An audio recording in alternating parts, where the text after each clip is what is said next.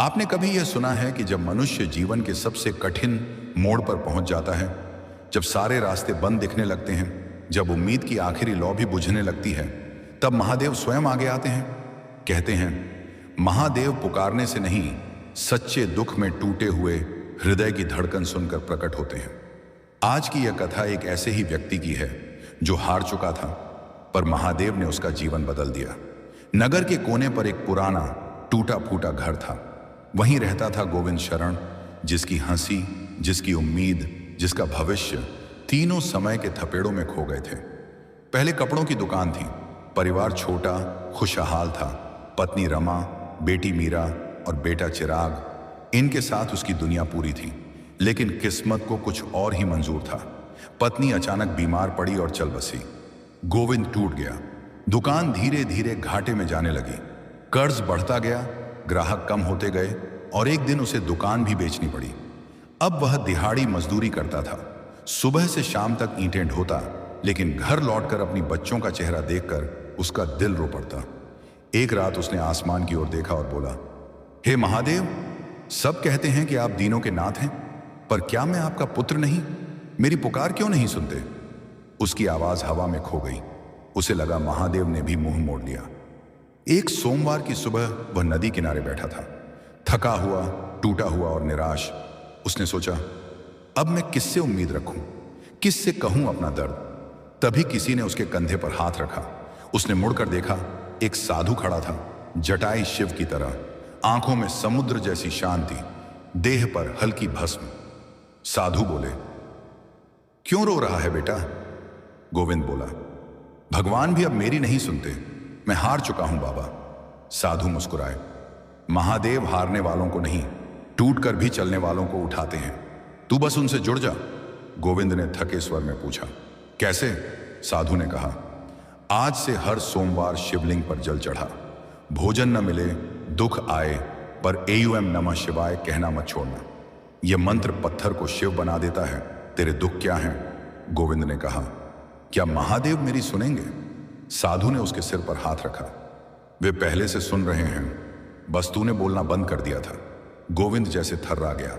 जब उसने फिर देखा, साधु गायब थे, जैसे हवा में घुल गए हों।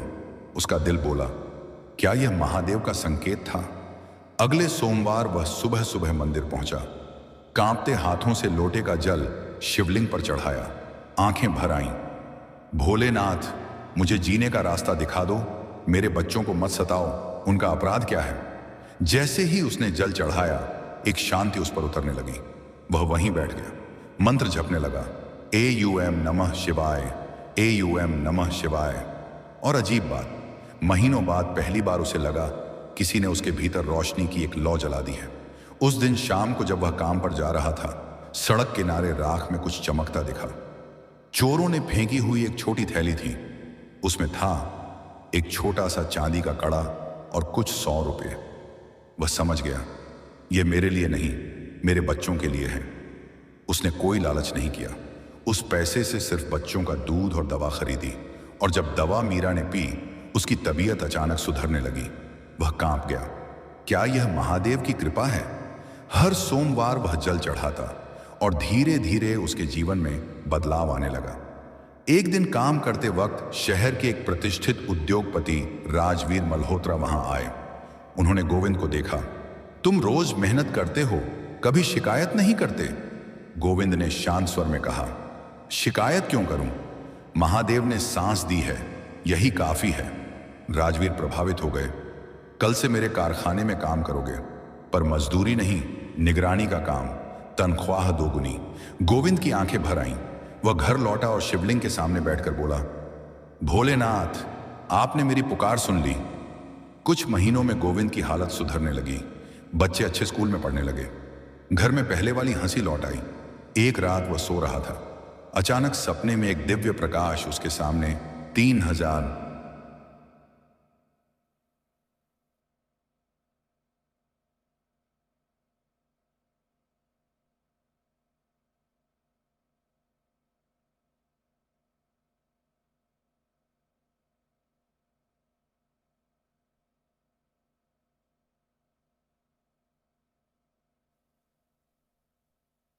Wihanshan the Iran and the Nawan, Niran in a one, Sturry Diran in one, before the Chiwan and they can turn, Ferny Yararan and Ernan, we are on our name, Pesforia made Conanorn, Larry you asked on the one, Nana Naikani, Nanani Lenawan, Yeruwam, Siran and Omam, Kishwaxan and Adaran, Konji Ludaran one, Naman the Haran and the one, Tero, Namrahana will turn on, Nanaduranan, Nadarinaman, Nevinaman, Aikanason, Tiaborni non Martinarnisham, Eden Aikanan, Ikian, Kinafan, Hishina Larit, Gurdakanan, Denunianakan,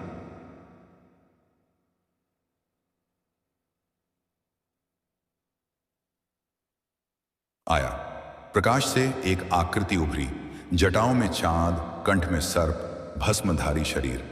Mahadev ने कहा, गोविंद, तूने हार नहीं मानी, इसलिए मैं तुझे उठाने आया हूं। तेरी भक्ति ने मुझे बांध लिया, अब से तेरे घर में कभी अंधेरा नहीं होगा। गोविंद कांपता हुआ बोला, भोलेनाथ, मैं योग्य नहीं। शिव मुस्कुराए, जो खुद को योग्य नहीं समझता उसे ही मैं अपना बनाता हूं। गोविंद रोते रोते महादेव के चरणों में गिर गया और उसी क्षण उसका जीवन बदल गया। अब गोविंद हर सोमवार सिर्फ पूजा नहीं करता था, बल्कि गरीबों को भोजन कराता, बीमारों की मदद करता। लोग कहते, एक समय यह आदमी टूटा हुआ था, अब यह दूसरों का सहारा बन गया है। गोविंद हमेशा एक ही बात कहता, मैं नहीं, मेरे जीवन में शिव उतर आए हैं। जो महादेव के भरोसे जीता है, उसके साथ कोई बुरा नहीं हो सकता। आज भी कहा जाता है, उस शहर में जिसकी भी किस्मत रुक जाती थी, वह गोविंद से मिलने जाता था, और गोविंद मुस्कुराकर बस इतना कहता, सोमवार को शिवलिंग पर जल चढ़ाओ।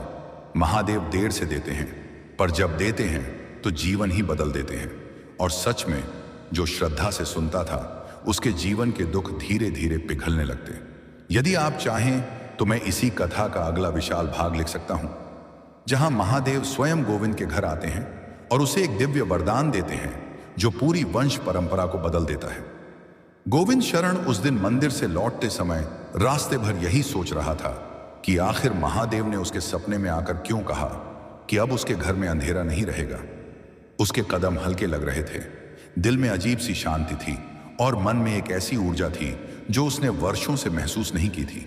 घर की देहरी पर पहुंचते ही उसके दोनों बच्चे मीरा और चिराग दौड़कर उसे लिपट गए। बाबा, आज दूध लाए? गोविंद मुस्कुराया और बोला, हाँ बेटा, आज तो महादेव ने इतना दिया है कि दूध भी है, दवा भी है और मिठाई भी। बच्चों की आंखों में खुशी चमक उठी। मीरा ने पूछा, बाबा, आज आप इतने खुश क्यों हो? गोविंद ने उसके सिर पर हाथ फेरते हुए कहा, क्योंकि महादेव ने कहा है कि अब सब ठीक होगा। रसोई में चूल्हा जल रहा था और पहली बार महीनों बाद गोविंद को लगा कि उसके घर में सिर्फ आग नहीं, उम्मीद भी जल रही है। रात को जब बच्चे सो गए, गोविंद घर के बाहर चारपाई पर बैठा आसमान की ओर देखने लगा। हवा में ठंडक थी, पर उसके भीतर एक गर्माहट थी, किसी अदृश्य शक्ति की उपस्थिति। तभी अचानक हवा का झोंका आया और उसके सामने रखी लालटेन की लौ तेज हो गई। गोविंद चौंक उठा। उसने देखा कि सामने रास्ते पर कोई खड़ा है, एक लंबी झटाओं वाला साधु।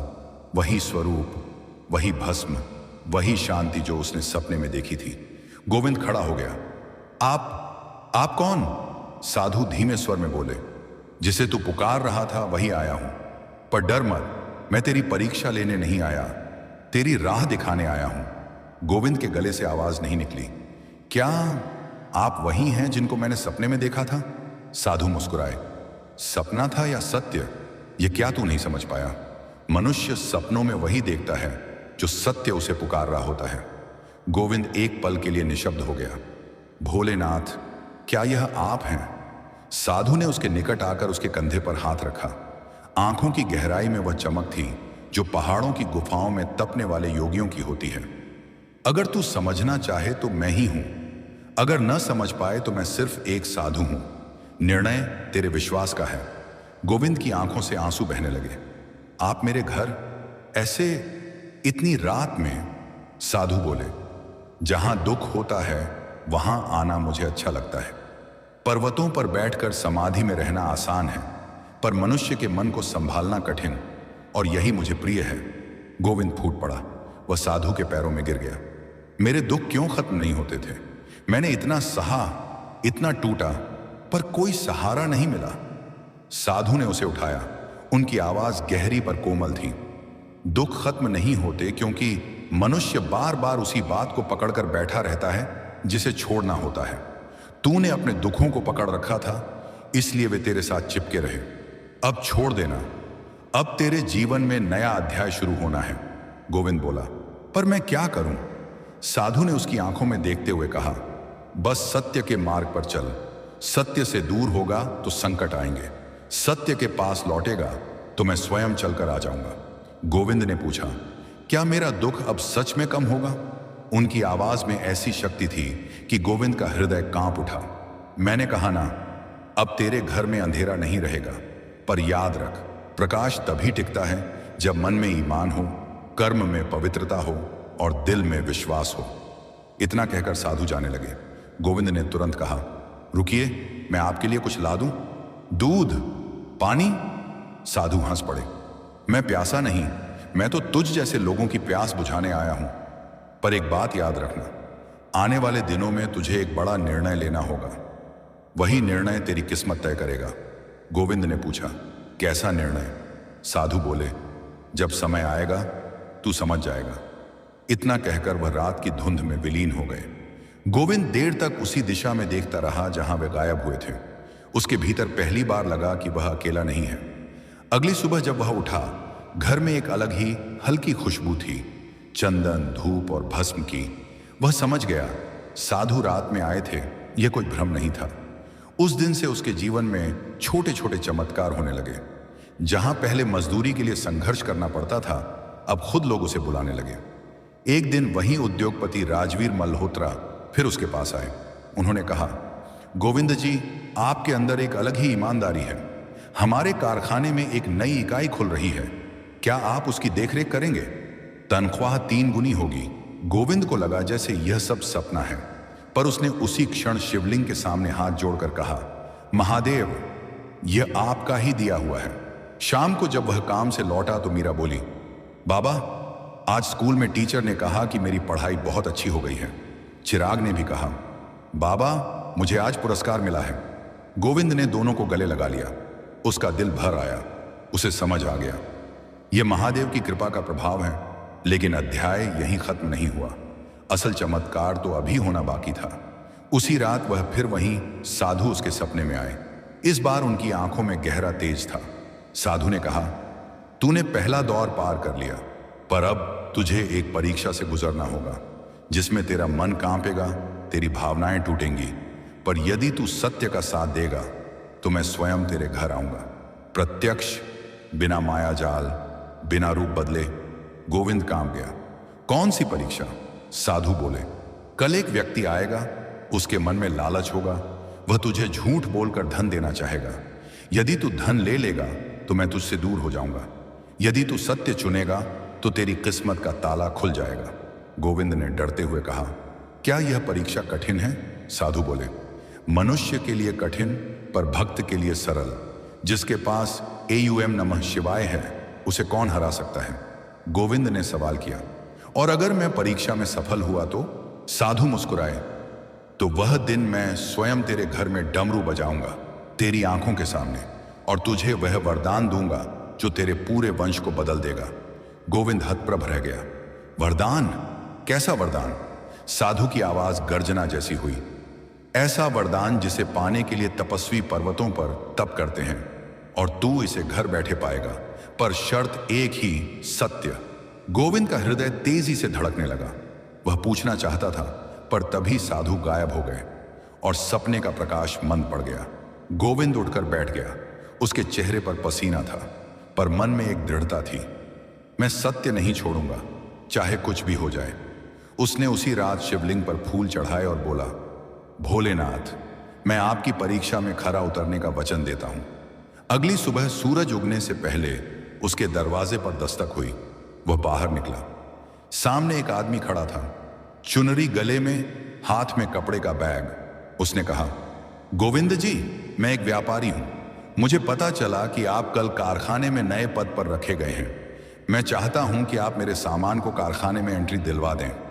मैं आपको बदले में कुछ देना चाहता हूं। गोविंद समझ गया, यह वही परीक्षा थी जिसका साधु ने जिक्र किया था। व्यापारी मुस्कुराया, ये लीजिए 50,000 रुपए, बस थोड़ा सा सहयोग चाहिए। गोविंद की आंखें पल भर के लिए फैल गईं। इतना पैसा जिसकी उसने कभी कल्पना भी नहीं की थी। व्यापारी बोला, कोई नहीं जानेगा, आपके बच्चों का भविष्य बन जाएगा। सोचिए, गोविंद का हृदय 1,000 रुपए, बस थोड़ा सा सहयोग चाहिए। गोविंद की आंखें पल भर के लिए फैल गईं। इतना पैसा जिसकी उसने कभी कल्पना भी नहीं की थी। व्यापारी बोला, कोई नहीं जानेगा, आपके बच्चों का भविष्य बन जाएगा। सोचिए, गोविंद का हृदय तेजी से धड़कने लगा। उसने आसमान की ओर देखा, मानो महादेव उसे देख रहे हों। उसने धीरे से कहा, मैं गरीब हूं पर बिकाऊ नहीं। सत्य मेरा है और मैं सत्य का। आपका पैसा वापस ले जाइए। मुझे महादेव पर विश्वास है, जो वे देंगे वही स्वीकार करूंगा। व्यापारी चौंक गया, तुम पागल हो, इतनी गरीबी में ईमान? गोविंद ने दृढ़ स्वर में कहा, ईमान ही तो मेरी संपत्ति है। व्यापारी गुस्से में चला गया। गोविंद के हाथ कांप रहे थे, लेकिन भीतर एक आग थी, धर्म की आग। वह भीतर गया, शिवलिंग के सामने बैठ गया, आंखें बंद करके कहा, भोलेनाथ, मैंने आपकी परीक्षा में सत्य चुना है। अब आप जैसा उचित समझें वैसा करें। और तभी अचानक घर के आंगन में एक ऐसी दिव्य सुगंध फैलने लगी जो उसने पहले कभी महसूस नहीं की थी। चंदन, धूप, कमल, बेल, सब एक साथ। हवा स्थिर हो गई। चारपाई पर पड़ी हुई लालटेन की लौ एकदम सीधी खड़ी हो गई। दरवाजे की घंटी अपने आप बजने लगी और अगले ही पल गोविंद को ऐसा लगा कि कोई प्रकाश उसके घर में उतर रहा है। इतना तेज, इतना दिव्य कि उसकी आंखें खुद ब खुद झुक गईं। उसे सुनाई दिया डमरू की धीमी ध्वनि और वह कांपते हुए उठ खड़ा हुआ। भोले नाथ! डमरू की वह गूंज कोई साधारण ध्वनि नहीं थी। वह जैसे उसके पूरे घर की हवा को कंपन में बदल रही थी। गोविंद की देह कांप रही थी, पर मन में अजीब शांति थी। एक ऐसी शांति जो केवल मृत्यु या शिव दर्शन के समय ही मिलती है। धीरे धीरे वह प्रकाश आकार लेने लगा। पहले केवल उजाला था, फिर उसमें से आकृति उभरी। जटाओं में गंगा बह रही थी, कंठ पर नीला विष, भाल पर अर्धचंद्र, आंखों में करुणा का सागर और हाथ में त्रिशूल।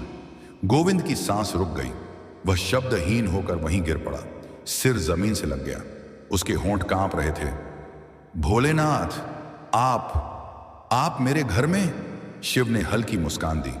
उनकी आवाज उतनी ही शांत थी जितनी काशी के घाटों पर बहती गंगा। क्यों, तुझे विश्वास नहीं कि मैं तेरे घर आ सकता हूं? गोविंद ने कांपते हुए कहा। मैं तो यह भी नहीं सोच सकता था कि मेरी पुकार आप तक पहुंचेगी। मैं तो बस आपका नाम जपता था, AUM नमः शिवाय, बस इतना ही। शिव बोले, और वही तो पर्याप्त है गोविंद। जो मनुष्य पूरी सच्चाई से सिर्फ मेरा नाम ले लेता है, उसे मैं 7 लोकों में खोज लेता हूं। गोविंद की आंखों से आंसू झरने लगे।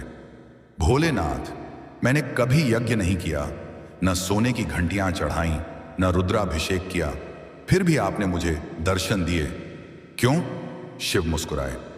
क्योंकि तूने मुझे पाने के लिए कोई शर्त नहीं रखी। तूने मांगा नहीं, बस पुकारा। जो मांगता है उसे फल मिलता है, जो पुकारता है उसे मैं स्वयं मिल जाता हूं। घर में दीवारों पर रोशनी का नृत्य हो रहा था। मीरा और चिराग अपने कमरे से बाहर आए।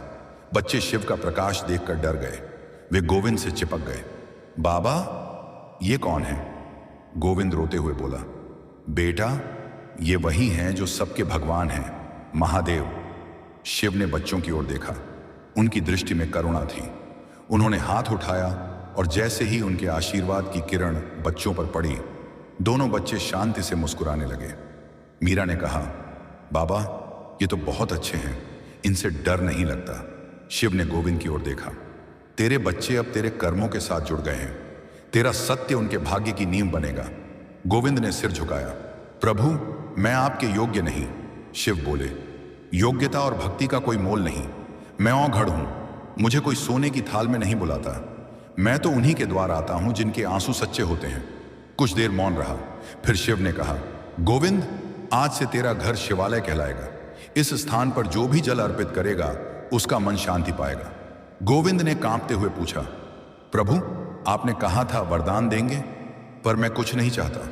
शिव ने मुस्कुराकर कहा, तू कुछ मांगता नहीं, इसलिए तुझे सब कुछ मिलेगा। गोविंद ने आंखें बंद की। शिव बोले, सुन गोविंद, मैं तुझे एक वरदान देता हूं। तेरे वंश में जब भी कोई संकट में होगा उसे केवल ईयूएम नमः शिवाय बोलना होगा और उसी क्षण मैं वहां उपस्थित हो जाऊंगा। गोविंद की आंखों में आंसू छलक पड़े। प्रभु मैं इस वरदान के योग्य कैसे? शिव ने कहा, जब तूने झूठ का धन ठुकराया उसी क्षण तू योग्य बन गया। कर्म से बड़ा कोई मंत्र नहीं होता। गोविंद ने शिव के चरण पकड़ लिए। प्रभु आप थोड़ी देर और रुक जाइए, मुझे आपकी भक्ति में डूब जाने दीजिए। शिव बोले, भक्ति में रुकना नहीं होता, भक्ति में बहना होता है। अब तुझे कर्म का शिव बनना होगा, दूसरों के अंधेरे में दीप जलाना होगा। शिव धीरे धीरे आगे बढ़े। उनकी देह का प्रकाश दीवारों पर फैल गया। मीरा और चिराग उनके चरणों में झुक गए। शिव ने बच्चों को आशीर्वाद दिया, तुम्हारा जीवन सत्य का होगा, तुम किसी से डरना मत, शिव तुम्हारे साथ हैं। फिर उन्होंने गोविंद की ओर देखा। तेरा घर अब साधारण नहीं, यह वह स्थान है जहां शिव ने अपने भक्त को गले लगाया। यहां जो भी आएगा उसे शांति और विश्वास मिलेगा। जैसे ही उन्होंने त्रिशूल से जमीन को छुआ, वहीं से जल फूट पड़ा। शुद्ध ठंडा पारदर्शी जल, शिव गंगा का स्पर्श। गोविंद विस्मय में डूब गया। प्रभु यह क्या है? शिव बोले, तेरे घर की भूमि अब पवित्र हो गई। इस जल से तेरे वंश का कोई भी व्यक्ति स्नान करेगा तो उसके सारे पाप धुल जाएंगे। गोविंद रोने लगा, प्रभु आपने मेरे जैसे तुच्छ मनुष्य को इतना बड़ा आशीर्वाद दिया। शिव मुस्कुराए, तुच्छ कोई नहीं होता, जो सत्य में जीता है वह शिव में जीता है। अब मैं चलता हूं। गोविंद चिल्लाया, प्रभु एक वचन दीजिए, आप मुझे भूलेंगे नहीं? शिव ने हल्की मुस्कान दी, मैं उस भक्त को कैसे भूल सकता हूं जिसने मुझे दिल से पुकारा। भूल मैं नहीं सकता, भूल मनुष्य करता है। फिर वे धीरे धीरे प्रकाश में लीन होने लगे। उनके जाने के बाद भी डमरू की ध्वनि देर तक गूंजती रही। पूरा घर भस्म की सुगंध से भर गया। गोविंद कई मिनटों तक वहीं खड़ा रहा, आंखों से आंसू बहते रहे। मीरा और चिराग उसके पास आए। बेटी ने कहा, बाबा भोलेनाथ तो बहुत सुंदर हैं। गोविंद मुस्कुराया, हाँ बेटी, वो सबसे सुंदर हैं क्योंकि उनका दिल सबसे बड़ा है। उस दिन के बाद से गोविंद हर सोमवार केवल पूजा नहीं करता था, बल्कि किसी जरूरतमंद की मदद करना उसकी पूजा बन गई। उसके घर के आंगन में वही शिवजल का कुंड बना रहा। लोग दूर दूर से आने लगे। जिसे भी जीवन में निराशा होती वह उस जल का स्पर्श करता और जैसे नई ऊर्जा से भर जाता। धीरे धीरे वह जगह शिव कुंड कहलाने लगी। कहा जाने लगा, जहां सत्य बसता है वहां शिव स्वयं वास करते हैं। वर्ष बीत गए। मीरा बड़ी होकर शिक्षिका बनी। चिराग ने अनाथ बच्चों के लिए स्कूल खोला। दोनों अपने पिता के जैसे ही सत्यप्रिय, ईमानदार और सरल। गोविंद वृद्ध हो गया था, पर उसके चेहरे पर वही शांति थी। हर सोमवार वह सुबह उठकर शिव कुंड के जल से स्नान करता और वहीं बैठकर धीरे धीरे झप करता, एयूएम नमः शिवाय। लोग आते, आशीर्वाद मांगते और गोविंद केवल यही कहता, जो कुछ चाहिए महादेव से कहो, मैं तो बस उनका दास हूं। एक दिन जब सूरज क्षितिज के पार डूबने वाला था, गोविंद शिवलिंग के पास बैठा था। उसकी सांसें शांत थीं। उसने आंखें बंद की और बोला, भोलेनाथ, आपने वचन दिया था कि जब मेरा समय आएगा तो आप स्वयं लेने आएंगे। और सचमुच ठंडी हवा चली, डमरू की ध्वनि गूंजी और उस जलकुंड की लहरों पर एक हल्की नीली रोशनी फैल गई। गोविंद मुस्कुराया, उसकी देह शांत हो गई। लोगों ने देखा, उसके चेहरे पर मुस्कान थी और शिवलिंग के ऊपर से हल्की भस्म की रेखा उड़ रही थी, जैसे शिव स्वयं उसे लेने आए हों। आज भी कहा जाता है, जिसने महादेव को सच्चे मन से पुकारा उसके घर में कभी अंधेरा नहीं रहा, क्योंकि महादेव तो बस एक ही बात कहते हैं, मैं मंदिरों में नहीं बसता, मैं उस हृदय में बसता हूं जो सत्य से भरा हो।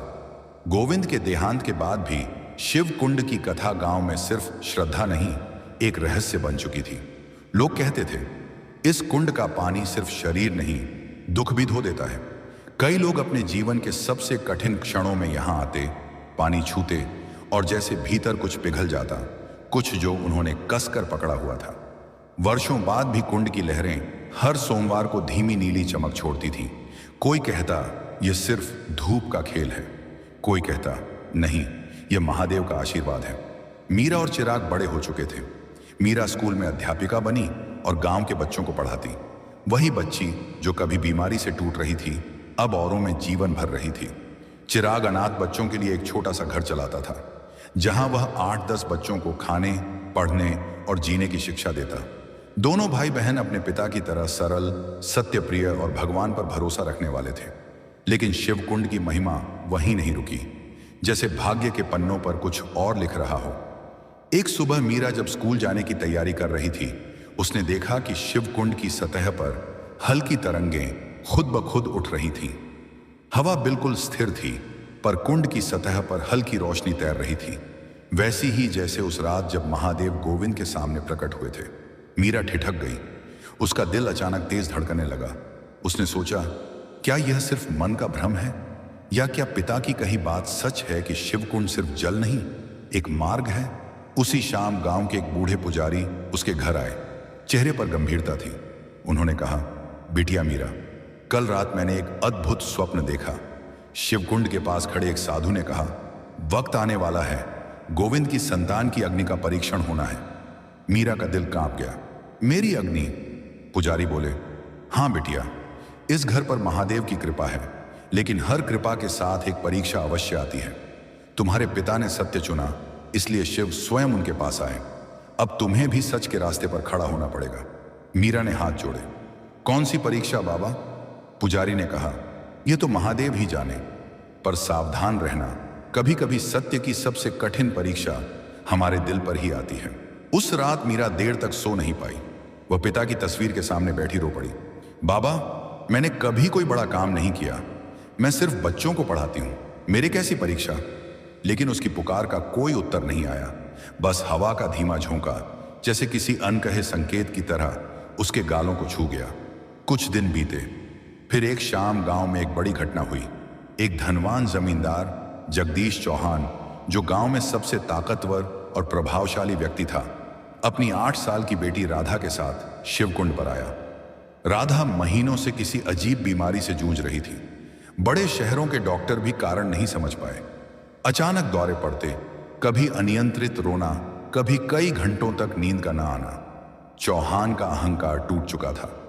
उसने पहली बार जीवन में किसी से विनम्रता से कहा, मीरा बिटिया, मुझे सुनने में आया है कि यह कुंड चमत्कार करता है। क्या तुम मेरी बेटी को थोड़ा सा जल दे सकती हो? मीरा ने प्यार से कहा, चाचा, यह चमत्कार नहीं, विश्वास का स्थान है, लेकिन यह जल आपकी बेटी को अवश्य शांति देगा। मीरा शिवकुंड के पास गई। जैसे ही उसने जल स्पर्श किया, पानी की सतह पर हल्की चमक फैल गई, जैसे किसी ने उसे भीतर से छुआ हो। उसने कप में जल भरकर राधा को दिया। राधा ने वह जल पिया और कुछ ही क्षणों में उसकी आंखें शांत होने लगीं। उसका शरीर ढीला पड़ गया। अचानक वह मीरा से लिपट कर रोने लगी। दीदी, जो आवाजें मुझे डराती थीं, अब वो नहीं आ रही। जगदीश चौहान के चेहरे पर आंसू बह निकले। बिटिया, यह कुंड सच में पवित्र है। तुम्हारे पिता धन्य हैं, तुम धन्य हो। मैं तुम्हारा एहसान कभी नहीं भूलूंगा।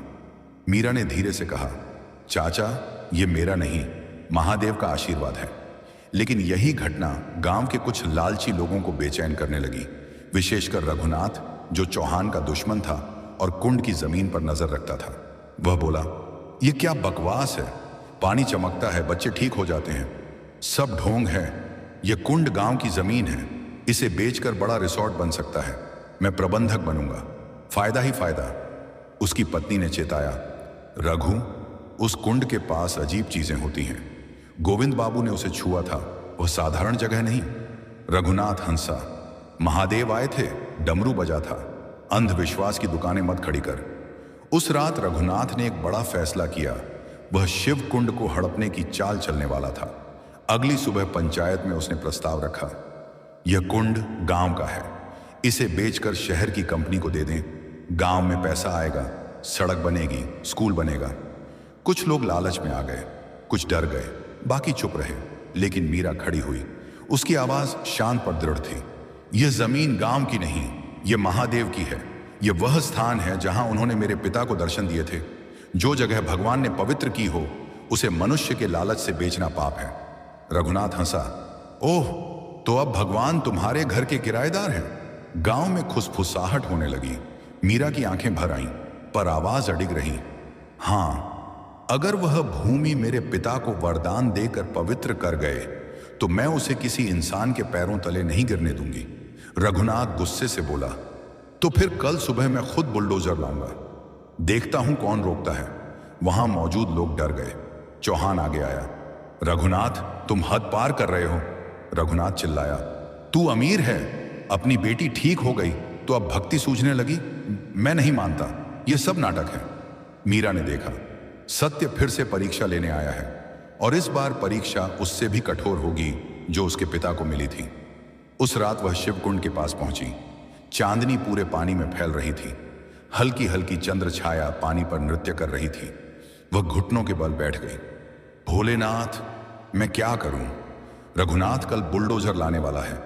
अगर वह कुंड को तोड़ देगा तो यह जगह, आपकी यह कृपा, सब कुछ नष्ट हो जाएगा। हवा अचानक ठंडी हो गई। पानी की सतह पर गुलाबी नीली तरंगें उठी। मीरा ने आंखें बंद कर लीं। उसकी आत्मा कांप रही थी। महादेव, आपने बाबा से कहा था कि उनका वंश संकट आए तो पुकार ले। मैं उसी वंश की बेटी हूं। आज मैं पुकार रही हूं। आ जाइए बाबा, इस जगह को बचा लीजिए। कुछ क्षण मौन रहा। फिर पानी की गहराई से एक धीमी सी डमरू ध्वनि उठी। बहुत क्षीण पर असंभव नहीं। मीरा के आंसू बह निकले। आप सुन रहे हैं? मतलब आप आएंगे? कोई उत्तर नहीं, सिर्फ हवा में धूप और भस्म की सुगंध। मीरा ने कुंड का जल अपने माथे पर लगाया और बोली, मैं कल अकेली खड़ी रहूंगी, पर सत्य मेरे साथ होगा, और जहां सत्य होता है वहां आप भी होते हैं। वह घर लौट आई। रात गहरी हो गई। सुबह होने वाली थी, और उसके साथ एक ऐसी घटना जो गांव की दिशा हमेशा के लिए बदल देगी। सुबह का पहला उजाला अभी आकाश में फैला भी नहीं था कि गांव की गलियों में एक अजीब सी बेचैनी तैरने लगी। लोग अपने आंगनों के बाहर खड़े थे। कुछ की नजरें अंतहीन इंतजार में शिवकुंड की दिशा में टिकी थी। हर कोई देखना चाहता था कि आज क्या होने वाला है। क्या सत्य जीतेगा या अहंकार? मीरा रात भर सो नहीं पाई थी। वह समय समय पर जागती, पिता की तस्वीर देखती, उनके शब्द कानों में गूंजते। सत्य पर खड़े रहना कठिन है, पर वही शिव तक पहुंचाता है। सूरज निकलने से पहले ही वह उठ गई। साधारण सफेद साड़ी पहनी, माथे पर शिवकुंड का जल लगाया और घर के बाहर दीपक जलाकर बोली, भोलेनाथ, आज मैं अकेली नहीं हूं। आपका विश्वास मेरे साथ है। उसकी आंखों में डर नहीं था, बस दृढ़ता थी। वह शिवकुंड की ओर चली। गांव के कुछ लोग पीछे पीछे चलने लगे। कोई उसके समर्थन में था, कोई तमाशा देखने आया था, और कुछ उसके साहस पर चकित थे। कुंड के पास पहुंचकर उसने देखा कि पानी एकदम शांत है, जैसे गहरी ध्यानावस्था में बैठा कोई योगी। मीरा उसके सामने खड़ी हो गई। अपने दोनों हाथ जोड़कर उसने धीरे से कहा, मेरे महादेव, अगर आज आपका नाम मिट गया तो इस गांव में कोई सत्य पर भरोसा नहीं करेगा। आप ही रास्ता दिखाइए। उसकी आवाज हल्की थी, पर हवा में फैलते ही भारी हो गई, मानो कोई अदृश्य शक्ति उसके शब्दों को सहारा दे रही हो। कुछ ही देर में दूर से तेज आवाज सुनाई दी, बुलडोजर की। लोगों की भीड़ जमा होने लगी। कुछ बच्चे डरकर अपने बड़ों की उंगलियां थामे खड़े थे, और फिर धूल उड़ाते हुए बुलडोजर गांव के मोड़ से निकलकर शिवकुंड की ओर बढ़ता दिखाई दिया। रघुनाथ उसके पीछे जीप में बैठा था, चेहरे पर अहंकार, आंखों में लालच। उसने जीप से उतरते ही कहा, आज देखते हैं किसमें दम है मुझे रोकने का। मीरा बिल्कुल स्थिर खड़ी रही। एक पत्ता भी हवा से हिल जाए, पर वह नहीं हिली। उसकी आंखें शांत थीं, ऐसी शांत थी जो सिर्फ उन लोगों की होती है जो डर से ऊपर उठ चुके होते हैं। रघुनाथ ने चिल्लाकर कहा, मीरा, हट यहां से। यह जमीन गांव की है, मैं इसे बेचकर लाखों कमाऊंगा। मीरा ने शांति से कहा, जमीन गांव की हो सकती है, लेकिन यह कुंड महादेव का है। इसे हाथ लगाना भी पाप होगा। रघुनाथ, मत करो यह गलती। रघुनाथ हंसा, महादेव, अगर महादेव हैं यहां तो रोक ले मुझे, देखूं कैसे रोकते हैं। उसने बुलडोजर चालक को इशारा किया, आगे बढ़। बुलडोजर गर्जना करता हुआ आगे बढ़ने लगा। मीरा ने आंखें बंद कर लीं। भोलेनाथ, अब मैं आपका इंतजार नहीं करूंगी। अब आपकी परीक्षा है। क्या आप अपने भक्त को अकेला छोड़ देंगे? बुलडोजर अब बस 15 से 20 कदम दूर था। लोग चीखने लगे, मीरा हट जा, पागल मत बन, जान चली जाएगी। कुछ लोग तो डर कर अपनी आंखें भी बंद कर चुके थे, पर तभी अचानक एक तेज हवा का झोंका उठा।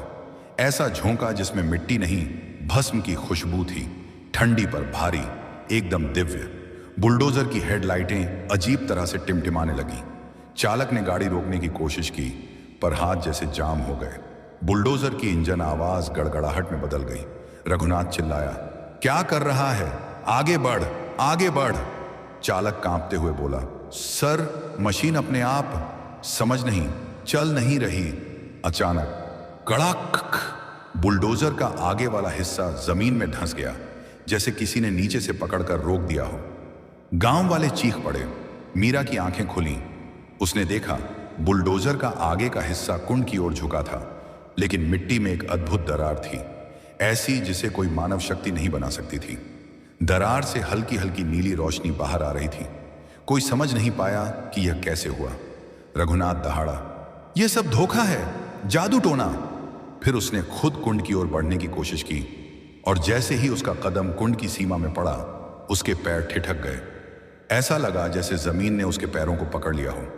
वह आगे बढ़ना तो दूर, 1 इंच भी हिल नहीं पा रहा था। चेहरे पर आतंक फैल गया। ये क्या हो रहा है? कौन है? कौन रोक रहा है मुझे? अचानक कुंड के जल में हलचल उठी। पानी उबलता नहीं था, पर उठता जरूर था। तरंगें एक दूसरे के ऊपर चढ़ती गईं, चमक बढ़ती गई, और फिर डमरू की ध्वनि गूंजी, धीमी, गहरी, पर इतनी शक्तिशाली कि हर इंसान की आत्मा तक पहुंच गई। हर कोई स्थिर हो गया, कोई बोल नहीं पाया। हर सांस जैसे भीतर अटक गई। पानी की सतह से धीरे धीरे एक आकृति उभरने लगी। पहले प्रकाश, फिर भस्म, फिर अर्धचंद्र, फिर जटाइयां। मीरा की आंखों में आंसू छलक पड़े। भोलेनाथ! गांव वाले एक एक कर घुटनों पर गिरने लगे।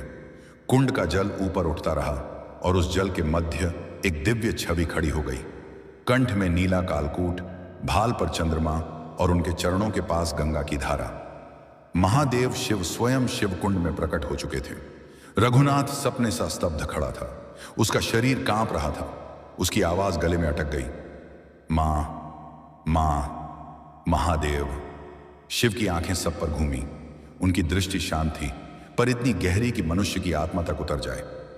मीरा ने कांपते हाथों से प्रणाम किया। प्रभु, आपने पुकार सुनी? शिव बोले, मीरा, सत्य जब सुरक्षित नहीं रहता, तब मैं स्वयं आता हूं। सत्य को बचाना ही धर्म है। उन्होंने रघुनाथ की ओर देखा, एक ऐसी नजर से जो दंड भी थी और चेतावनी भी। रघुनाथ, लालच आंखों को अंधा कर देता है। तूने पवित्र भूमि को अपवित्र करने का विचार किया, क्योंकि तेरा मन अपवित्र था। रघुनाथ रो पड़ा, महादेव, मैं मूर्ख था, क्षमा करें प्रभु। मैं, शिव की आवाज गहरी हुई, पाप का फल मिलना ही चाहिए, पर तेरे भीतर अभी भी एक चिंगारी है, और जब तक चिंगारी है, आशा है। उन्होंने त्रिशूल जमीन में गाड़ा। जैसे ही त्रिशूल जमीन से टकराया, कुंड की पूरी भूमि चमकने लगी। शिव बोले, अब यह कुंड किसी मनुष्य की जमीन नहीं रहेगा, यह शिव भूमि है। जो भी इस कुंड की ओर बुरी नीयत से बढ़ेगा, उसके कदम स्वयं रुक जाएंगे। ये मेरा वचन है। मीरा रो पड़ी। गांव वाले हाथ जोड़कर रोने लगे। रघुनाथ पूरी तरह टूट चुका था। उसके भीतर का अहंकार जैसे मर चुका था। शिव ने उसकी ओर हाथ बढ़ाया। रघुनाथ, तूने गलती की, पर मैं औघड़ हूं, मैं कण कण में करुणा हूं।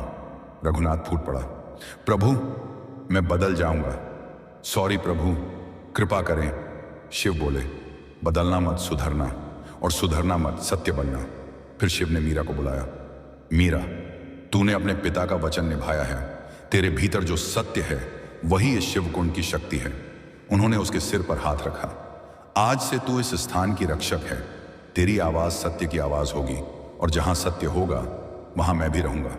मीरा रो पड़ी, प्रभु, क्या मैं आपका योग्य हूं? शिव बोले, जो खुद को अयोग्य समझता है, वही मेरा वास्तविक भक्त है। शिव धीरे धीरे कुंड के भीतर उतरने लगे। प्रकाश मंद होने लगा। डमरू की ध्वनि धीमी पड़ी, और फिर एक अंतिम वाक्य गूंजा, सत्य को पकड़ कर रखना, मैं कभी दूर नहीं जाऊंगा। कुंड की जल लहरें शांत हो गईं। प्रकाश विलीन हो गया। महादेव अदृश्य हो चुके थे। पर उनकी उपस्थिति पूरे गांव की आत्मा में उतर चुकी थी। कहानी अभी खत्म नहीं हुई, यह तो बस शुरुआत थी, क्योंकि महादेव ने जो बीज बोया वह अब पूरे गांव के भविष्य को बदलने वाला था। महादेव के विलीन होते ही शिवकुंड और पूरा गांव इतना शांत हो गया कि जैसे किसी ने संसार की सारी ध्वनि खींचकर अपने भीतर समा ली हो। हवा तक हिल नहीं रही थी, पक्षियों ने भी अपनी उड़ान रोक दी थी, मानो समय स्वयं थम गया हो। लोगों की आंखों में आंसू थे, लेकिन वे सिर्फ भावनाओं के नहीं, किसी महान सत्य को छू लेने के आंसू थे। मीरा वहीं खड़ी थी, उसके चेहरे पर आश्चर्य और भक्ति का मिश्रण था। उसने अपने हाथ जोड़े, माथा झुकाया और उसी मिट्टी को छुआ जहां अभी कुछ ही क्षण पहले महादेव खड़े थे। धीरे धीरे गांव वाले उसके पास आए। बूढ़ा पुजारी उसके सामने आया, उसकी आंखें भीग चुकी थीं। बिटिया, यह युगों युगों का पुण्य है जो आज इस गांव को मिला। तुम धन्य हो, तुम्हारा कुल धन्य है। शिव ने जिस पर अपनी कृपा दृष्टि डाल दी, उसका जीवन कभी साधारण नहीं रहता। मीरा ने सिर झुका लिया। बाबा, मैं तो सिर्फ अपने पिता की परंपरा निभा रही थी, बाकी सब महादेव की लीला है। भीड़ में से कई महिलाओं की सिसकियां सुनाई देने लगीं। एक बोली, हमने तो सिर्फ सुना था कि देवता कभी कभी प्रकट होते हैं, पर आज हमने अपने सामने देखा है। दूसरी बोली, मीरा, अब यह कुंड सिर्फ पानी का नहीं, हमारी आत्मा का आधार है, इसे कभी नहीं छोड़ना। लेकिन सबसे ज्यादा टूटा हुआ इंसान रघुनाथ था। वह अभी तक कांप रहा था, चेहरा पीला, आंखें भय से चौड़ी, पैर जैसे किसी अदृश्य शक्ति ने पकड़ रखे हों। वह धीरे धीरे घुटनों के बल गिर गया और सिर पकड़कर रोने लगा। मीरा, मुझे क्षमा कर दो, मैंने लालच में अंधा होकर यह पवित्र स्थान नष्ट करने की सोची। महादेव ने मुझे बचा लिया, नहीं तो मैं नष्ट हो जाता। मीरा उसके पास गई, शांत स्वर में बोली, रघुनाथ, महादेव औघड़ हैं। वे दंड देकर नहीं, मार्ग दिखाकर सुधारते हैं। अगर तुम सच में बदलना चाहते हो तो इस कुंड की रक्षा का वचन दो। रघुनाथ ने रोते रोते कहा, मीरा, मैं वचन देता हूं, मैं इस कुंड का सेवक बनूंगा। यदि कोई इसे छूने भी आएगा तो मैं उसके सामने खड़ा हो जाऊंगा। मीरा ने उसकी पीठ पर हाथ रखा और कहा, यह बदलाव ही महादेव की असली कृपा है। धीरे धीरे लोग अपने घर लौटने लगे। सूरज अब ऊपर आ चुका था, पर गांव का वातावरण अब वही नहीं था। कुछ बदल चुका था, कुछ जाग चुका था, कुछ जन्म ले चुका था। मीरा घर लौटी। दरवाजा खोलते ही उसे ऐसा लगा जैसे घर की हवा भी नई बन गई हो। चंदन और भस्म की मिलीजुली महक, शायद यह वही सुगंध थी जो शिवकुंड से उठी थी। पिता की तस्वीर सामने थी। मीरा उसके चरणों में बैठ गई और रो पड़ी। बाबा, आपकी बेटी ने सत्य का साथ नहीं छोड़ा। महादेव ने मुझे अकेला नहीं छोड़ा।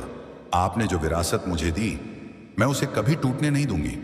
उसके आंसू तस्वीर पर गिर रहे थे, लेकिन आश्चर्य, हर आंसू तस्वीर से छूते ही गायब हो जाता था, मानो कोई अदृश्य शक्ति उन्हें सोख रही हो। शाम को गांव की एक बैठक बुलाई गई। चौहान, पुजारी, बुजुर्ग, महिलाएं, युवक सब मौजूद थे। सबके चेहरे पर आज एक नया तेज था। चौहान बोल उठा, आज से शिवकुंड गांव की पहचान है, लेकिन इसे संभालना हमारी जिम्मेदारी है। मीरा को इसकी संरक्षक बनाया जाए, वह इसके योग्य है। लोगों की आवाज एक साथ उठी, हाँ हाँ, यही ठीक है। पुजारी उठे और घोषणा की, आज से शिवकुंड की सेवा का अधिकार मीरा को है।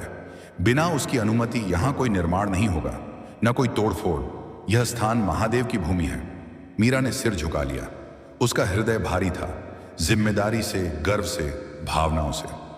लेकिन एक बात उसे भीतर ही भीतर विचलित कर रही थी। पिता ने कहा था कि उसकी भी परीक्षा आएगी। क्या यह वही थी या अभी कुछ और बाकी था? उस रात मीरा शिवकुंड के पास लौटी। चांद की रोशनी पानी में पड़ रही थी।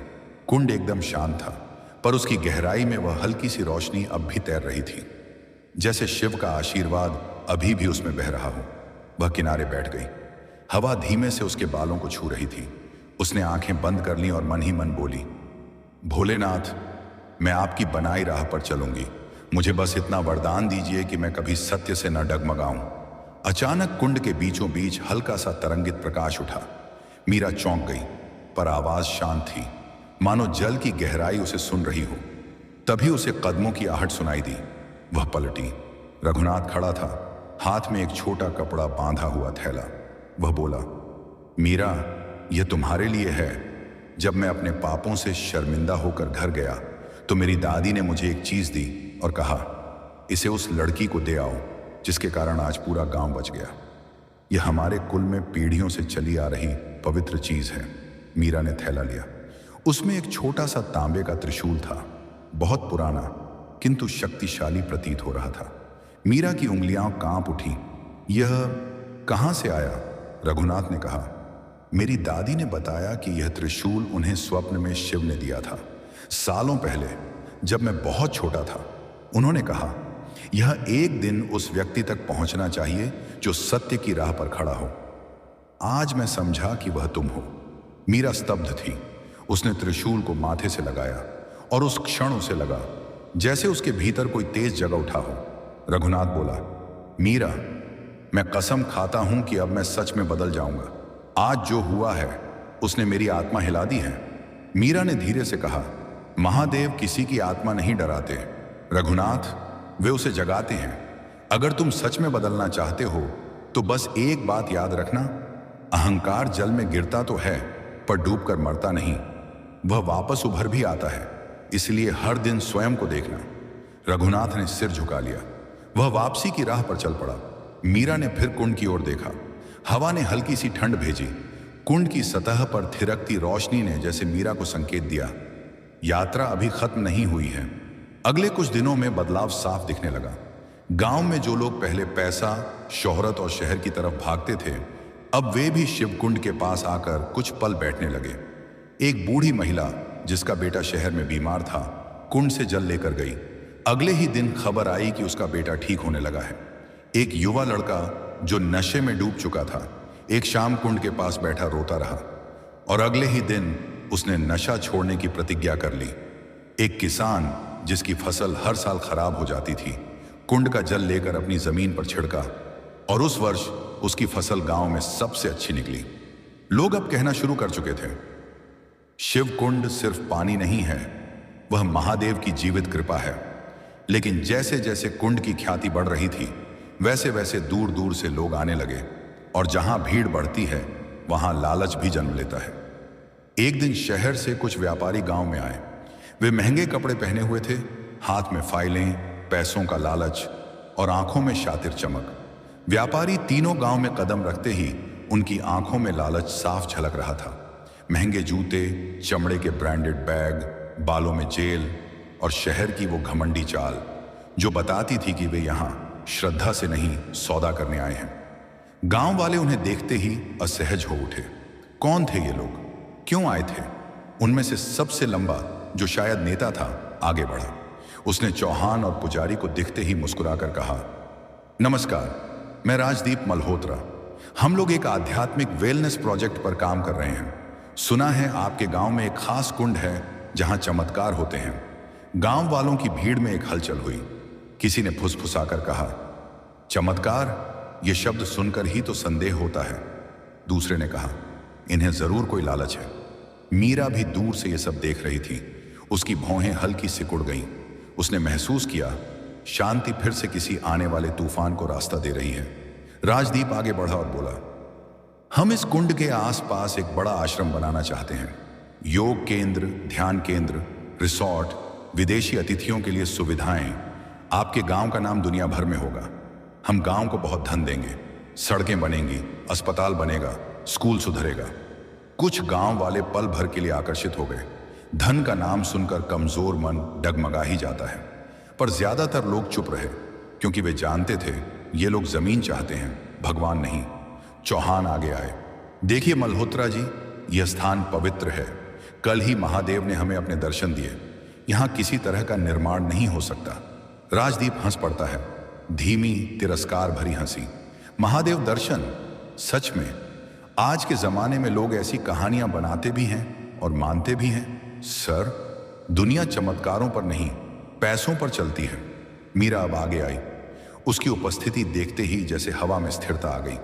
लोगों के चेहरे बदल गए। सम्मान, विश्वास और सुरक्षा का भाव उभर आया।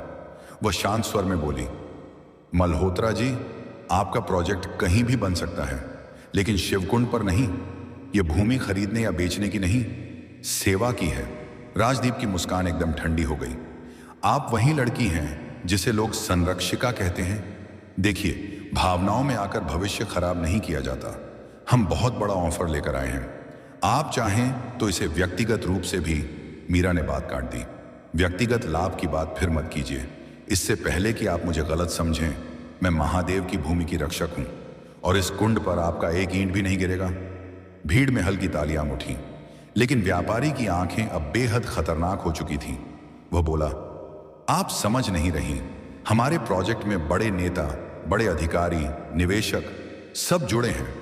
अगर आप जमीन नहीं बेचेंगी तो भी काम रुकने वाला नहीं। मीरा का चेहरा गंभीर हो गया। धमकी है यह? नहीं, राजदीप मुस्कुराया।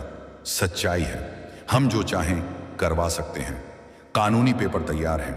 हम सड़क का अधिग्रहण करा देंगे, जंगल का पर्यावरणीय सर्वे बदलवा देंगे और आपकी पंचायत की जमीन जबरन अधिग्रहित की जा सकती है। भीड़ में डर फैल गया। कुछ महिलाएं फुसफुसाईं, अगर सरकार ने कुंड ले लिया तो? किसी ने कहा, हम क्या कर पाएंगे? मीरा ने हाथ उठाकर सबको शांत किया। उसकी आवाज दृढ़ थी। जो स्थान भगवान खुद संरक्षित करते हों, उसे कोई मनुष्य छू भी नहीं सकता। राजदीप ने एक कदम आगे बढ़कर कहा, तो ठीक है, हम कल से ही जमीन का मुआयना शुरू करवा देंगे। देखते हैं हमें कौन रोकता है। उसकी आंखें मीरा पर टिक गईं। और हां, यह मत सोचिएगा कि भगवान आकर आपको हर बार बचा लेंगे। कभी कभी इंसान को दुनिया की ताकत का सामना करना पड़ता है। वह मुड़ा, अपना कोट झटका और अपनी टीम के साथ कार में बैठकर चला गया। गांव में सन्नाटा छा गया। कोई बोल नहीं रहा था, कोई नजरें नहीं मिला रहा था। हर किसी के मन में यही घबराहट, क्या होगा? मीरा ने आकाश की ओर देखा। सूरज ढलने वाला था और शाम का रंग गहरा बैंगनी हो चुका था। वही रंग जो महादेव के अस्तित्व जैसा लगता है। शिवकुंड के पास पहुंची ही थी कि उसे दिखाई दिया। रघुनाथ वहीं पहले से बैठा था। आंखें लाल थीं, शायद रोया था। उसने मीरा को देखते ही खड़े होकर कहा, मीरा, मैं जानता हूं यह लोग खतरनाक हैं। पैसों वाले लोग किसी भी हद तक जा सकते हैं। वे लोगों को खरीद लेते हैं। अधिकारी, पुलिस, नेता, उन्होंने मेरे चाचा की जमीन भी इसी तरह हड़प ली थी। मीरा ने कहा, रघुनाथ, जिन्होंने महादेव को देखा है उन्हें मनुष्यों की धमकी का डर नहीं होता। रघुनाथ बोला, डर तुमको नहीं है, लेकिन गांव वालों को है। और अगर गांव वाले डर गए तो कल को ये व्यापारी सबको खरीद लेंगे। फिर यह कुंड नहीं बचेगा। मीरा कुछ क्षण शांत रही। फिर उसने कहा, महादेव ने कहा था, जहां सत्य की रक्षा करनी हो मैं वहां स्वयं आऊंगा। मुझे विश्वास है। रघुनाथ ने सिर हिलाया। लेकिन मीरा, कभी कभी भगवान परीक्षा लेने में वक्त लगाते हैं और उसके पहले इंसान को ही रास्ता ढूंढना पड़ता है। मीरा ने त्रिशूल को देखा जो उसे रघुनाथ की दादी ने दिया था। उसकी नोक से हल्की सी धूप जैसी चमक निकलती थी। मीरा ने महसूस किया, शायद यह सिर्फ प्रतीक नहीं बल्कि एक मैसेज है। अगली सुबह गांव में अफवाह फैल गई, शहर से अधिकारी आ रहे हैं, जमीन का सर्वे होगा, कुंड को घेरेंगे शायद। डर की लहर दौड़ गई। महिलाएं मंदिर की ओर भागी। पुरुष आपस में बहस करने लगे। किसी ने कहा, मीरा का साथ देंगे। किसी ने कहा, हमें सरकार से नहीं भिड़ना चाहिए। किसी ने डरकर कहा, अगर जमीन अधिग्रहण हो गई तो? मीरा शांत थी। वह शिवकुंड के पास खड़ी हो गई, एकदम स्थिर जैसे पहाड़। कुछ ही देर बाद सफेद एसयूवीज गांव में दाखिल हुई। अधिकारी उतरे, उनके साथ वही व्यापारी राजदीप। चेहरे पर दर्द, आंखों में जीत की चमक। राजदीप चिल्लाया, काम शुरू करो, पूरा क्षेत्र मापो। 2 कर्मचारी कुंड की तरफ बढ़े। उनके पैरों ने जैसे ही पवित्र भूमि को छुआ, हवा अचानक भारी हो गई। दूर बादलों में हल्की गड़गड़ाहट हुई, जबकि आसमान एकदम साफ था। मजदूर रुक गए। एक ने कांपते हुए कहा, सर, यहां कुछ अजीब लग रहा है। राजदीप चिल्लाया, यहां की लड़की ने ब्रेन वॉश कर रखा है सबको, काम करो। उन्होंने दोबारा कदम बढ़ाए, लेकिन इस बार जमीन से गर्म भाप जैसी हल्की सी लपट निकली। वे पीछे हट गए, डर से लड़खड़ाते हुए। राजदीप गुस्से से लाल हो गया। मीरा, ये सब तमाशा बंद करो। तुमने कोई ट्रिक लगाई है ना? कोई गैस, कोई मशीन? मीरा आगे आई। उसके चेहरे पर बस शांति थी। मैं कुछ नहीं कर रही मल्होत्रा जी, ये स्थान खुद अपने आप की रक्षा कर रहा है। अब अधिकारी आगे आए। एक बोला, देखिए मिस मीरा, कानून कर्मचारी को रोकने की अनुमति नहीं देता। जमीन पंचायत की है और सरकार के पास अधिकार है। मीरा ने उत्तर दिया, और यह भूमि महादेव की है। अगर आप चाहें तो आगे बढ़ें। पहले मशीन गिरती है या मनुष्य, ये भगवान देखेंगे। लोग अब मीरा के पीछे खड़े होने लगे। एक बुजुर्ग बोला, अगर मीरा अकेली खड़ी हो सकती है तो हम क्यों नहीं? दूसरा बोला, हम भी यहीं रहेंगे, जो होना होगा यही होगा। महिलाएं आगे आईं। कहीं से शंख की आवाज गूंजी, कहीं से हर हर महादेव की प्रतिध्वनि उठी। राजदीप उग्र हो गया। यह सब नाटक है, मैं मशीन लाकर खुद तोड़ दूंगा। उसने फोन निकाला, बुलडोजर भेजो। गांव कांप गया। मीरा की आंखें बंद हो गईं। वह भीतर से बोली, भोलेनाथ, अब आपका समय है। आपने कहा था जहां सत्य वहां मैं, मुझे पता है आप आओगे। अचानक आसमान काला हो गया, बिना बादलों के। हवा ठंडी हो गई, पक्षी उड़कर पेड़ों पर जमा हो गए। कुंड की सतह चमकने लगी, नीली, गहरी, अति विचित्र। अचानक हवा में डमरू की पहली टुनक सुनाई दी। लोग जड़ हो गए। राजदीप का फोन हाथ से गिर गया। अधिकारी पीछे हट गए। टुनक, टुनक, टुनक। आवाज शिवकुंड की गहराई से उठ रही थी। मीरा की आंखें खुली, उसका चेहरा चमक रहा था। उसने धीमे से कहा, आ गए मेरे महादेव। डमरू की ध्वनि जैसे जैसे गहराती गई, गांव की धड़कनें धीमी होती गईं। लोग न हिल पा रहे थे, न बोल पा रहे थे। हवा में एक अजीब कंपन था, ऐसा कंपन जो कानों से नहीं, आत्मा से महसूस होता है। पेड़ स्थिर थे, पक्षी मौन थे, और शिवकुंड की सतह पर नीले प्रकाश की लहरें तेज होती जा रही थीं। राजदीप, जो अभी तक गुस्से और घमंड में तमतमा रहा था, धीरे धीरे पीछे हटने लगा। उसके हाथ कांपने लगे। उसके चेहरे पर ऐसा भय था जैसा किसी ने पहली बार अपने पापों को जीवित रूप में सामने खड़ा देखा हो। अधिकारी एक दूसरे की ओर देखने लगे, जैसे पूछ रहे हों कि क्या अब भी आगे बढ़ना ठीक है। मीरा अकेली आगे खड़ी रही, बिल्कुल स्थिर, अंगारों पर तपे लोहे जैसी दृढ़ता के साथ। उसकी आंखें जैसे उस दिखाई न देने वाली शक्ति से जुड़ी थीं। उसके पीछे गांव की भीड़ अब एकजुट हो चुकी थी। हर कोई सोच रहा था कि अब क्या होगा। अचानक शिवकुंड के ऊपर की हवा घूमने लगी, धीरे धीरे, फिर तेज, फिर बहुत तेज, जैसे कोई अदृश्य शक्ति उसमें उतर रही हो। नीले प्रकाश में एक लंबा विशाल आकृति बनने लगी। पहले सिर्फ छाया, फिर रूप, फिर तेजस्वी आभा। लोगों के मुंह से अनायास निकला, हर हर महादेव। कुंड के ऊपर धुएं जैसे प्रकाश में एक विशाल आकृति उभरी, जटाधारी, भस्म लेपित, त्रिशूलधारी, मृदु पर भयानक तेज से दमकती हुई।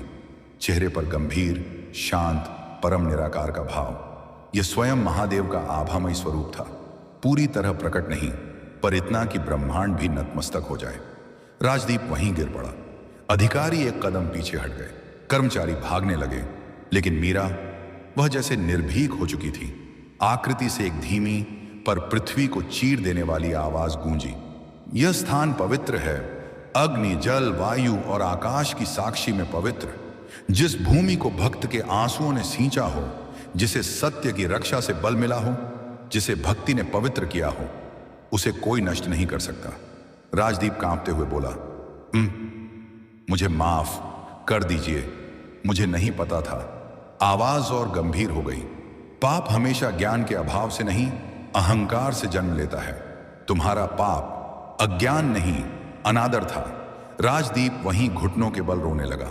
उसका पूरा शरीर कांप रहा था, जैसे कोई बीमार पत्ता तूफान में टिके रहने की कोशिश करता है। आकृति फिर बोली, जो मनुष्य भूमि को सोने के बदले बेच देते हैं, वे अंत में अपने ही जीवन को बेच बैठते हैं। तुमने इस भूमि को छूने का प्रयास नहीं, बल्कि यहां की सत्यता को चोट पहुंचाने का दुस्साहस किया। अधिकारी अब पूरी तरह कांप चुके थे। उनका घमंड पिघल चुका था। उन्होंने हाथ जोड़ दिए, क्षमा कीजिए भगवान, हम नहीं जानते थे। तभी आकृति की दृष्टि मीरा पर पड़ी। उसकी आवाज अचानक अत्यंत मृदु हो गई। मीरा, तुम सत्य की संतान हो। तुम्हारे पिता ने जिस दिन अपने भीतर के भय को मारा था, उसी दिन यह भूमि तुम्हें सौंप दी गई थी। आज तुमने वही किया। अहंकार की ज्वाला के सामने अडिग सत्य की तरह खड़ी रही। तुमने शिवकुंड को सिर्फ बचाया नहीं, इसके जीवन को आगे बढ़ाया है। मीरा की आंखों से आंसू बह निकले। वह तुरंत झुक गई। भगवान, मैं आपकी सिर्फ सेविका हूं। मुझे लगता था मैं अकेली हूं, लेकिन आपने साथ दिया। महादेव की आकृति बोली, भक्त कभी अकेला नहीं होता। अकेला वह होता है जो सत्य से दूर चला जाए। तुम्हारे भीतर जो तेज है, वह तुम्हारे पिता का नहीं, हमारा वरदान है। गांव की भीड़ घुटनों पर बैठ गई। हर चेहरा आंसुओं से भरा था, हर दिल एक अनुपम शांति से सराबोर था। इसी बीच एक हवा सा बदलाव आया। शिवकुंड के ऊपर का प्रकाश धीरे धीरे नीचे उतरने लगा और जैसे किसी शक्ति ने उसे दिशा दी हो। वह प्रकाश मीरा की ओर बढ़ा और उसके हाथ में मौजूद छोटे त्रिशूल से जुड़ गया। क्षण भर में त्रिशूल चमक उठा, गहरा नीला तेज, ऐसा जिसे मनुष्य की आंखें अधिक देर तक सहन नहीं कर पाती। मीरा हतप्रभ थी। उसने त्रिशूल को छाती से लगाया। महादेव बोले, इस त्रिशूल में अब केवल धातु नहीं, हमारी ऊर्जा का अंश विराजमान है। जब भी इस भूमि को संकट होगा, जब भी तुम्हारे मन में संशय आएगा, जब भी सत्य कमजोर पड़ने लगेगा, यह त्रिशूल तुम्हें दिशा देगा। मीरा की आवाज टूट रही थी। भगवान, क्या यह कुंड अब सुरक्षित रहेगा? आकृति बोली, सुरक्षा तुम्हारी भक्ति में है मीरा। सुरक्षा उस सत्य में है जिसे तुमने थामा है। हमने अपनी उपस्थिति तुम्हें दिखा दी। अब संसार की कोई शक्ति इस भूमि को छू नहीं सकती। फिर महादेव की दृष्टि राजदीप पर गई। वह भीगी बिल्ली की तरह जमीन पर पड़ा कांप रहा था। महादेव की आवाज गूंजी, उठो मनुष्य। राजदीप कांपते हुए खड़ा हुआ।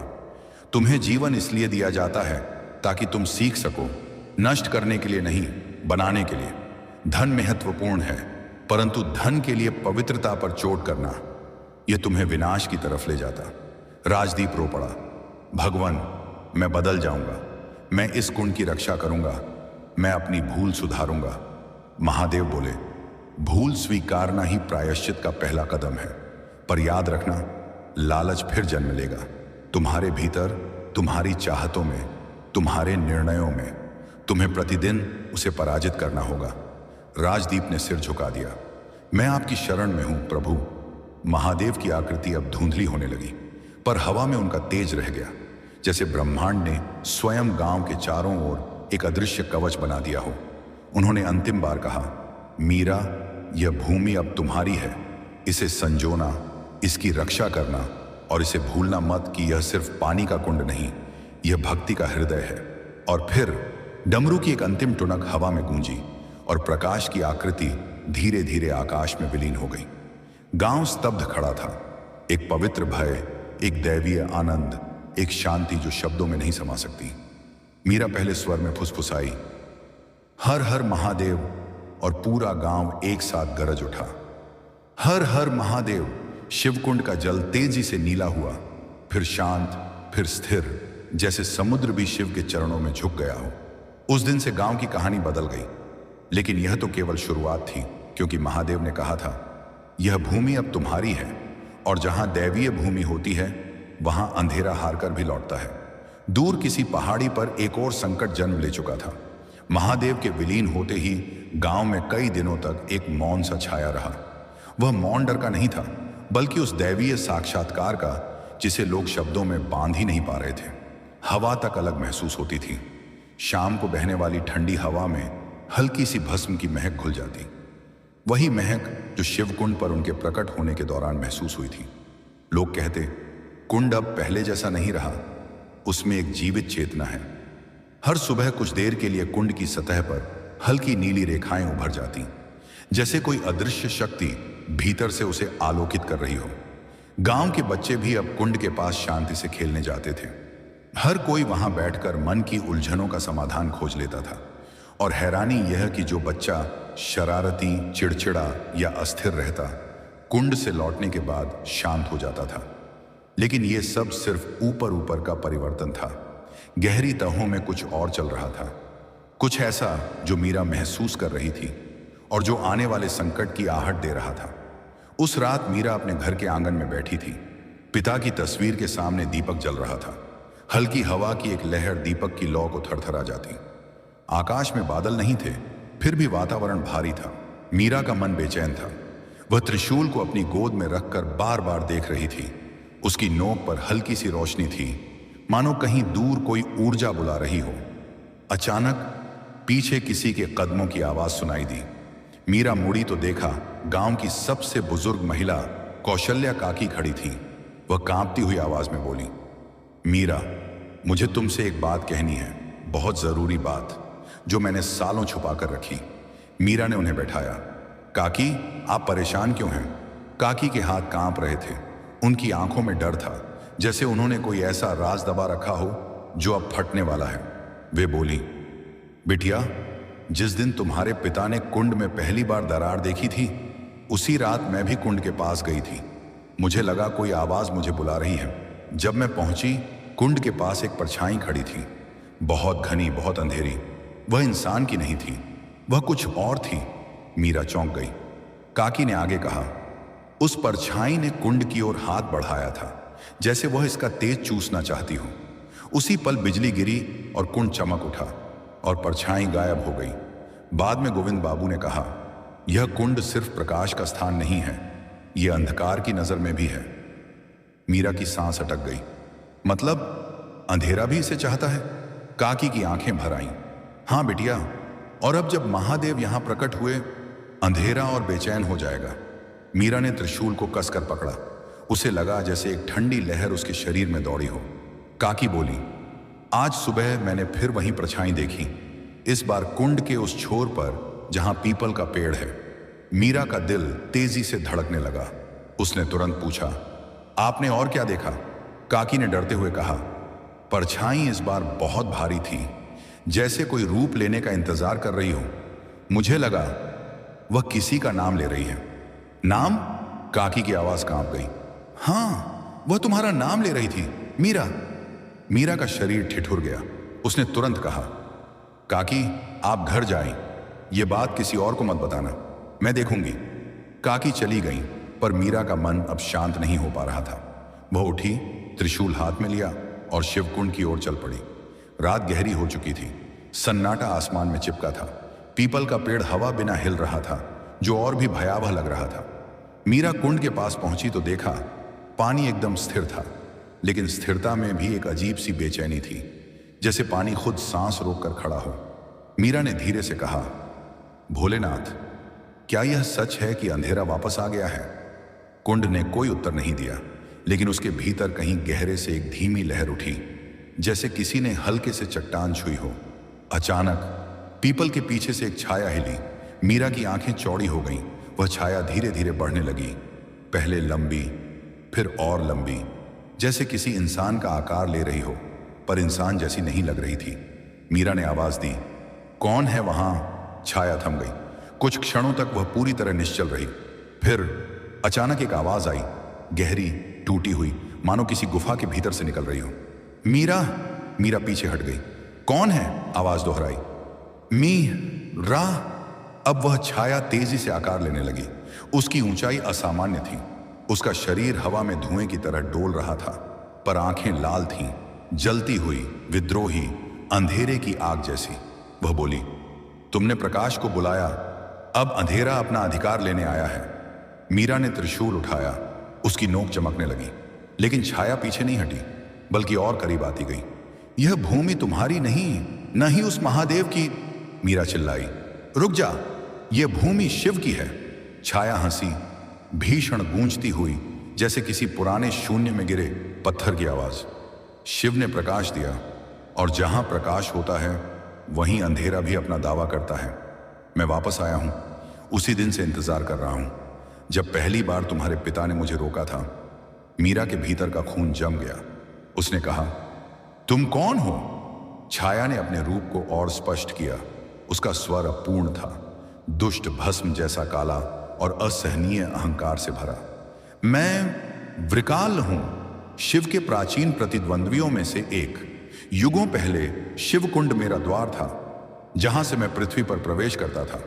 गोविंद ने मुझे रोका, महादेव ने मुझे बांध दिया, और अब तुमने उस बंधन को कमजोर कर दिया है। मीरा की सांसें तेज हो रही थीं। उसे लगा जैसे उसकी उंगलियां सुन्न होने लगी हों, लेकिन उसने त्रिशूल और कसकर पकड़ा। वृकाल बोला, शिव ने इस भूमि को प्रकाश दिया, पर उन्होंने नहीं सोचा था कि प्रकाश जितना गहरा होगा, मैं अंत नहीं, शुरुआत हूं। तुम्हारे भय की, तुम्हारी परीक्षा की, तुम्हारी नियति की छाया फैलने लगी, और पूरा शिवकुंड अंधकार की लहरों से घिरने लगा। मीरा ने आकाश की ओर देखा और कहा, भोलेनाथ, आपने कहा था मैं अकेली नहीं हूं, अब बताइए मैं क्या करूं? त्रिशूल अचानक तेजी से चमक उठा। नीला प्रकाश इतनी शक्ति से निकला कि कुंड की सतह पर तरंगें उठने लगीं। वृकाल पीछे हट गया, पर उसका चेहरा और घिनौना हो चुका था। तो ठीक है मीरा, अब यह युद्ध होगा। और उसी क्षण शिव कुंड की लहरें उठीं, परछाई धुएं की तरह घूमने लगी। त्रिशूल का तेज बढ़ गया और प्रकाश और अंधकार के बीच पहला संघर्ष शुरू हो गया। वृकाल की गरजती हुंकार और त्रिशूल की झिलमिलाहट के बीच पूरा शिवकुंड मानो एक युद्ध भूमि बन गया था। अंधकार ऊपर से घिरता जा रहा था और नीली रोशनी उस पर टकराकर छिड़कती थी। मीरा ने अपने दोनों पैरों को जमीन में ठोक दिया। त्रिशूल अब सिर्फ एक हथियार नहीं रहा था, वह उसकी आस्था का केंद्र बन गया था। उसके पिता का आशीर्वाद और महादेव की प्रत्यक्ष उपस्थिति का एक छोटा सा अंश। उसकी छाती में एक अटखेलाहट सी उठी। भय भी था, पर उसे कहीं ज्यादा एक अनंत साहस। वृकाल आगे बढ़ा। उसकी देह धुएं की लपेटों में छिपी हुई एक विशाल आकृति थी जिसे शब्दों में बांध पाना मुश्किल था। उसका स्वर घिनौना, कटु और पुराना था, जैसे किसी भूली हुई नदी की कर्कश ध्वनि। उसने कहा, तुम लोगों ने इसलिए प्रकाश को बुलाया क्योंकि उसे चाहने वाले बहुत थे, पर याद रखो, जहां प्रकाश होगा वहां अंधेरा भी गहरा होगा। मैं अंधेरे का स्वरूप हूं और मुझे मिलने से रोकना ही तुम्हारी असली परीक्षा थी। मीरा ने उत्तर दिया, तुम अंधेरे के नाम हो सकते हो, पर यह भूमि शिव की है। जो शिव की रक्षा करता है, मैं उसके साथ हूं। उसकी आवाज में लहरें उभर आईं, कठोर पर स्वाभाविक। उसने त्रिशूल ऊपर उठाया और मन में अटल जप धारण किया, AUM नमः शिवाय। हर बार जब शब्द उसके होंठों से निकला, त्रिशूल से एक छोटी बिजली की लकीर निकलती और पानी पर गिरकर फैल जाती, जैसे कुंड के भीतर के प्रकाश को और तेज कर दे। वृकाल ने हंसकर कहा, मंत्र, कितनी सस्ती उम्मीदें। देखकर आश्चर्य होता है मनुष्य कितनी आसानी से शब्दों में विश्वास कर लेते हैं। और उसी बल में उसने अपने दोनों हाथ फैलाए। दो बड़ी सी परछाइयां उठीं और मीरा की ओर टूट पड़ी, मानो उसके इरादों को थामने को। पर त्रिशूल की नोक से निकली बिजली उन पर टकराकर धुंध में बदल गई और परछाइयों के सिरों में सेकन सा तेज दर्द पैदा कर दिया। वे पीछे हटी। वृकाल की गर्मी घट गई, पर उसका रूप और भी विकृत हो उठा। अब वह केवल काला धुआं नहीं रहा, उसमें कटुता और भी बढ़ गई थी।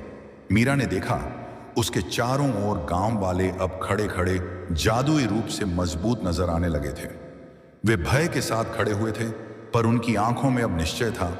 और हर बार जब भी वह त्रिशूल से झप करता, गांव के लोगों के मनों में भी कोई अंश जाग उठता, जैसे मिलकर उनका विश्वास शक्ति बनता हो।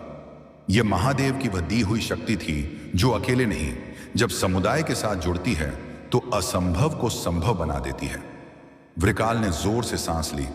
तो चलो देखते हैं मानवीय नादानियों के विश्वास कितने समय तक टिकते हैं। उसने अपनी हंसी में अब गहरे पुराने शोषण की गंध मिला दी, सैकड़ों सालों की भूख, अपमान और वियोग। उसने कलेजे में हवा भरकर एक मुखर चीख निकाली और उसी चीख के साथ चारों ओर की जमीन सख्त हो गई। रेत जैसी सतह से पत्थर उभर आए। जैसे जैसे पत्थर उठते, वे गांव वालों के बीच दीवार बनकर खड़े हो गए और सड़कें सिमटना शुरू हुईं। लोगों के कदमों के लिए जगह घटती गई, सांसें घुटती गईं। वृकाल की चाल थी कि वह हर तरह से समूचे गांव की समरसता को काटना चाहता था। उसका लक्ष्य केवल कुंड ही नहीं, विश्वास की जड़ को छेदना था। मीरा ने महसूस किया कि यह केवल एक बाहरी लड़ाई नहीं रही, यह मन की लड़ाई भी थी। उसने आंखें बंद कर लीं, अपने भीतर उतरकर महादेव की उसी वाणी को पकड़ लिया, विधान जो उससे पहले उसके पिता के भीतर भी था। उसने जोर से जपा, AUM नमः शिवाय, और साथ ही अपने हाथ से त्रिशूल को नीचे जमीन पर ठोक दिया। त्रिशूल के स्ट्रोक ने पृथ्वी की सतह को छुआ और उसी छूने पर जैसे किसी ने पानी के नीचे से एक भंवरा छोड़ दिया। नीली चमक की लहरें जमीन में समा गईं, पत्थर फट गए, रास्ते फिर खुलने लगे और गांठों सा जो दबा था धीरे धीरे खुलने लगा। वृकाल को यह सहन नहीं हुआ, वह डरकर चिल्लाया। उसकी आवाज अब एक कौवा की तरह बदसूरत सी हो गई। उसने आसपास की हवाओं को बुलाया, ठंडी अशुद्ध हवाएं जो डर फैलाती थीं, पर हर बार जब वे गांव के ऊपर गुजरती, वे त्रिशूल की शीतल विभा से धुल जाती। सतह पर खड़े लोग महसूस करने लगे कि उनके भीतर एक ऐसा बल आ गया है जो केवल भय को ही नहीं, बल्कि भय के पीछे के कारण को भी उखाड़ता है। लालच, ईर्ष्या, झूठ, वे सब कुछ नीचे जाकर उजागर हो गया। फिर अचानक वृकाल ने अपना सबसे बड़ा रूप दिखाना चाहा। एक विशाल काली परछाई ने गांव के टॉप पर पहुंचा और वहां की हवा को ऐसे जकड़ लिया जैसे किसी ने सारी खुशी छीन ली हो। पेड़ों की पत्तियां तिलमिला उठीं, पशु घबराकर इधर उधर भागे और कुंड का जल जैसे एकदम ठंडा पानी नहीं रहा, उसमें सिहरन सी उभरी। मीरा ने देखा कि वृकाल उन शाखों से जुड़ा हुआ था। उसका स्रोत वही था जो पहले भी काकी ने बताया था, एक पुराना द्वार, कुंड के निचले भाग में कहीं गहराई में दबा हुआ शून्य। मीरा समझ गई, वृकाल का संबंध केवल सतह से नहीं था, वह उस निचले अंधेरे का संरक्षक था जो पुराने दिनों से किसी तरह यहां की मिट्टी में बैठा हुआ था। उसे बाहर निकालने वाला कोई हीरो नहीं था, बल्कि जो चाहने लगेगा वही उसे रोकेगा। और इस चाहना का मतलब था सच्चे मन से एकजुट होकर शिव की ओर पुकारना, बिना स्वार्थ, बिना घमंड के। वह अपने भीतर की सारी कमजोरियां और डर बैठाकर जपने लगी। हर ओम पर वह पहले से भी तेज होती गई और त्रिशूल की नोक से निकली चमक अब सिर्फ उसकी नहीं, पूरे गांव की ऊर्जा थी। वृकाल की मूर्ति जैसे पिघलने लगी, उसकी परछाइयां टूटकर छिन्न भिन्न हो गईं, पर वह पूरी तरह रोकना नहीं चाह रहा था। उसने अपने अंतिम स्वर में कहा, तुम लोग इसे जीना चाहती हो?